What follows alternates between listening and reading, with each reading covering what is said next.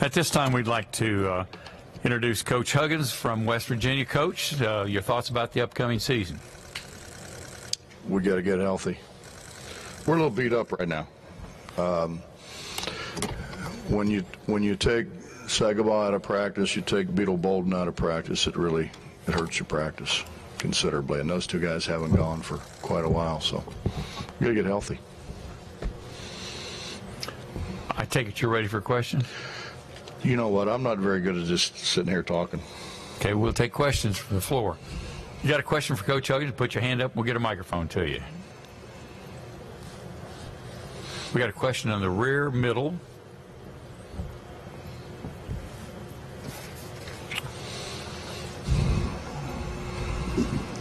Myron Metcalf, ESPN. Bob, multiple teams in this league have been connected to this FBI investigation and allegations associated with that. What's your reaction to that, and what, if any, concerns do you have about a level playing field in this league and in college basketball as a whole? Well, my first thought is I keep hearing about the state of our game, and the state of our game is really pretty good. If, in fact, which I don't think has been proven yet, that any of those things happen, they shouldn't have happened. But you're talking about, what, 4 or 5 schools at the most? There's 361 Division I schools, and I don't know how many Division II schools and Division III schools. Any corporate, ESPN would take those numbers. If you just had like 3 or 4 guys like stray off the reservation a little bit, you wouldn't say ESPN's falling apart. You'd say some people had some problems.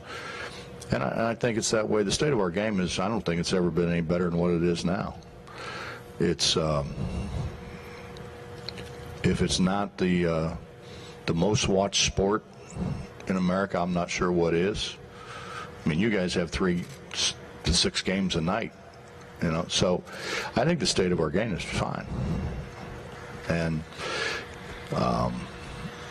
if things happen, we all know they shouldn't have happened. But that doesn't affect the state of our game and the way people go about doing their business. Question on the aisle over here on the right, Coach. Coach, Drew Davison with the Four Star Telegram. How impressed have you been with Jamie Dixon and his ability to turn TCU around in two years? Well, I knew he would because he was 70 miles up the road from us for a long time, and we played twice a year. So Jamie's a heck of a coach. He's a heck of a coach. His guys play really hard. They play the right way. I had, you know, it just seems like, you know, I go into, you know, we have league meetings and you sit there and there's 10 of us in there, and this league is so hard. It's never the same 10 guys here the next year, you know, because somebody's got to lose. And I had no doubt, you know, I'm sitting there looking over at Jamie, and I mean, you look at the guys in our league. I mean, the coaching in this league's incredible, and I think Jamie just moves it up another notch if that's possible. Got a question straight back on the back, Coach.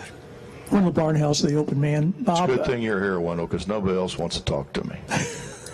Just like the conference call. That's right? exactly right. Yeah.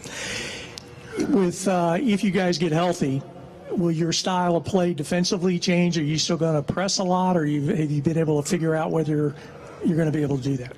We're going to try to do it for not more than 40 minutes. I think we have to. I think that's kind of what we've recruited to. We have the best shot blocker in the country in the back of it, which helps considerably. And you know, it's a matter of repetition. We haven't. One of our problem has been, I think yesterday was our 18th practice, I believe, and we haven't had a full complement of guys in any of those 18 practices, and that's, you know, that makes it difficult because you're coaching the guys that are there, obviously, but then you got to turn around and reteach everything again for those guys that weren't there.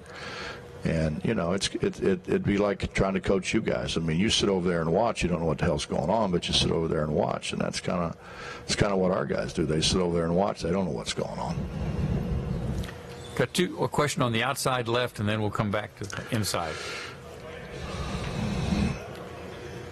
Wait a minute, Brian. Hold on. We got a question on the left. Try it again, Brian. You there? There you go. Talking about Konate, when you sat down with him in the offseason, I'm assuming, you know, when you pick apart guys and want them to get better, when you told him, you know, to be great, you need to do X or Y, what are some of the things that you told him to really work on and take his game to the next level? Well, what I'm told by all the NBA guys is they need their four men to be able to switch, because they're switching everything now. And so you're going to switch, they're going to put you in a ball screen with a guard. So you've got to be able to sit down and keep the guard in front of you. I mean, nobody's saying, you know, you got to stop them every time. And nobody stops anybody all the time in that league. But you got to be able to keep them in front of you. And, you know, we talked to Sags about being able to do more defensively on the perimeter on a one-on-one basis. I think that's the first thing. And then, you know, I think the other thing is you got to be able to make open shots. He doesn't necessarily have to make threes. He can, and he's worked really hard at it.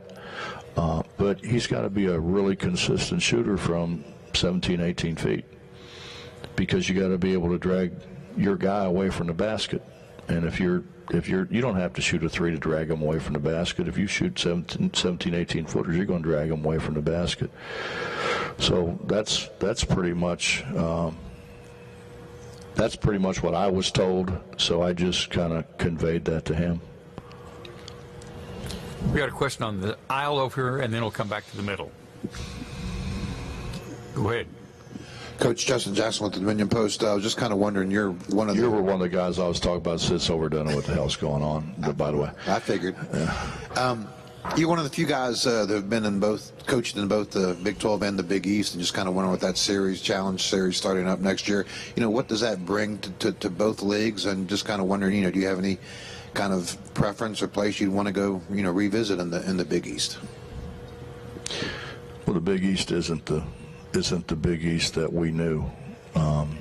They still have some people, but it's not the Big East that we once knew. It's fun to go to New York. I like going to New York. I like going to New York and play and then leave and go home. But I like playing there. It's, you know, generally speaking, the crowd in the Garden is very knowledgeable.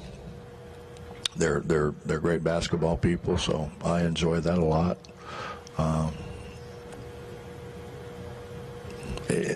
For us, it's good because that's one less, you know, that's one less time change, that's one less trip. We can fly to virtually anywhere in the Big East in an hour. So that helps us. We got a question on the back center. You talked about Konate. What's going on with him in terms of the injury, and will it in any way affect him at the start of the season? No, I don't think it'll affect him at all. We're just being careful. I mean, it'd be nice to have him out there just so the other guys get used to him, but he doesn't. And we can set him for another week and he'll be fine. You know, it's just kind of precautionary. Final question for Coach on the outside left. Brendan Dorzinski, WWW Radio in Topeka. Coach, Issa Ahmad back for his senior year. How much higher is his ceiling than what we've already seen from him? Well, I think a great deal. You know, when you watch, Issa's not a big jumper. He's not, you know, exceptionally quick or fast or whatever, but he really knows how to play. And his best games are really when he plays without the ball, because he really understands. He understands how to use screens. He understands how to take advantage of defensive people breaking down. He's got those huge hands, you know, so he doesn't fumble balls. He can rebound a ball out of his area because he's got huge hands. It's amazing. When Billy Hahn was with me, Billy bounced. You ever see a big ball, the ball that's twice as big as a basketball that just barely fits through the rim? He bounced one to Issa and he caught it with one, just standing there talking to us, holding it. That's big hands. So that's But I think his greatest attribute is his knowledge. He really does understand how to play. Okay, Coach, thank you very much for your comments. And, Am I done best already? of luck. You get to stop now. I can? Yeah. Okay. Thank you. Thank you.